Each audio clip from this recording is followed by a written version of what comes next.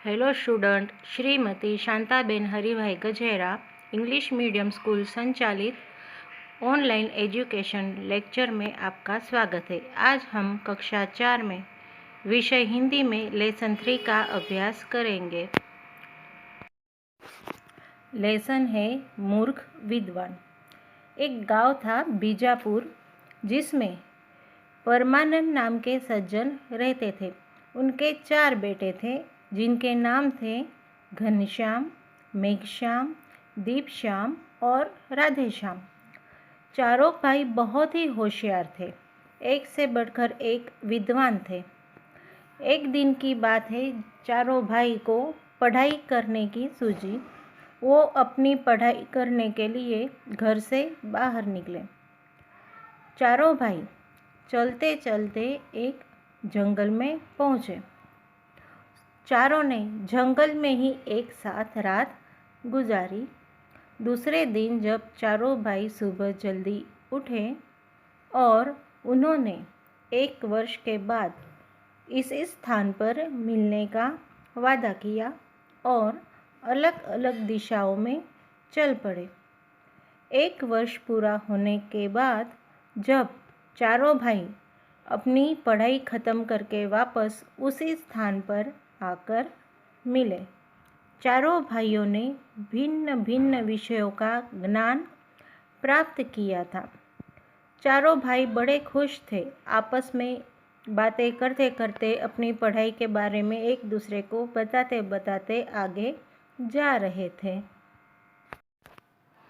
जैसे ही वे लोग आगे जा रहे थे, उन्होंने रास्ते में एक मरा हुआ शेर देखा। शेर की हड्डियों का कंकाल देखकर घनश्याम तुरंत बोला, मैं अपनी विद्या से इन हड्डियों से शेर का आकार बना सकता हूँ। राधेश्याम के मना करने के बावजूद भी उन हड्डियों से उसने शेर का आकार बना दिया। जैसे ही घनश्याम ने हड्डियों से शेर का आकार बना दिया, मेघश्याम भी अपनी विद्या का प्रदर्शन करने पर उतारू हो गया। मेघश्याम कंकाल पर चमड़ी लगाना सीख आया था। वह बोला, इसमें कौन सी बड़ी बात है, मैं इसके ऊपर अपनी सीखी हुई विद्या से चमड़ी लगा सकता हूँ। यह सुनते ही राधेश्याम ने मेघश्याम को बहुत समझाया कि वह अपनी कला को इस तरह से प्रदर्शित ना करे, लेकिन मेघश्याम नहीं माना और उसने शेर के आकार पर चमड़ी लगा दी।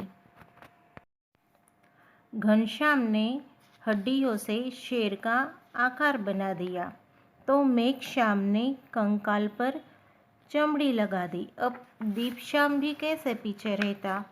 वह बोला, यह तो कुछ भी नहीं है, मैं इस मरे हुए शेर में अपनी विद्या से जान फूंक सकता हूँ। पहले राधेश्याम ने घनश्याम को खूब समझाया, बाद में उसने मेघश्याम को भी बहुत समझाया, लेकिन वे दोनों नहीं माने थे। अब राधेश्याम ने दीपश्याम को भी बहुत रोका। उसने कहा कि अपनी विद्या का उपयोग सोच समझकर करे, ये हमारे लिए घातक हो सकता है। लेकिन दीपश्याम ने उसकी एक न मानी और वो मरे हुए शेर में जान फूंकने को तैयार हो गया। फिर राधेश्याम बोलता है, मैंने तुम सबको बहुत रोका, अब यदि तुम मेरी बात नहीं मानना चाहते हो तो एक काम करो, मुझे पहले पेड़ के ऊपर चढ़ जाने दो, फिर अपनी विद्या का प्रदर्शन करो। तीनों भाई राधेश्याम की बात मान लेते हैं और उसे पेड़ पर चढ़ने के लिए कहते हैं। राधेश्याम पेड़ पर चढ़कर बैठ जाता है। जैसे ही राधेश्याम पेड़ पर चढ़कर बैठ जाता है, तीसरे भाई ने अपनी विद्या से मंत्र पढ़कर शेर में जान फूंक दी। जैसे ही शेर जिंदा होता है, वो तीनों भाइयों को खा जाता है और पेड़ पर बैठा हुआ राधेश्याम अपने भाइयों के लिए बहुत ही दुखी होता है। उसके बहुत समझाने पर भी उसके तीनों भाइयों ने उसकी एक न सुनी। अपनी विद्या का प्रदर्शन गलत जगह पर करने से तीनों भाइयों को अपनी जान गंवानी पड़ी। इस कहानी से हमें ये सीख मिलती है कि कोरा अध्ययन कुछ काम का नहीं होता है।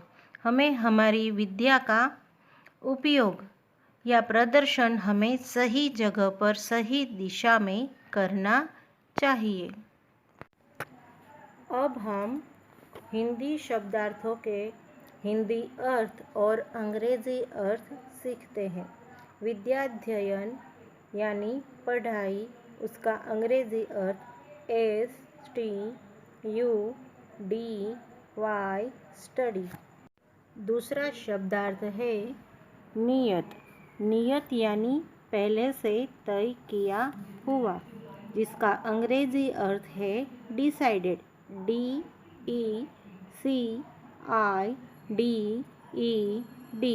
डिसाइडेड। तीसरा शब्दार्थ है प्रदर्शन। प्रदर्शन यानी दिखावा, जिसका अंग्रेजी अर्थ है शो, SHOW, शो। आखिरी शब्दार्थ है कंकाल। कंकाल यानी अस्थियों का ढांचा, जिसका अंग्रेजी अर्थ है स्केलेटन, SKELETON।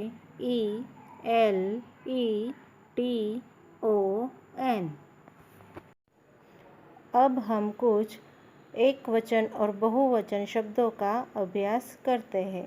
थाली, थालियाँ, डिब्बा, डिब्बे, जूता, जूते। कढ़ाई, कढ़ाइयाँ, लोटा, लोटे।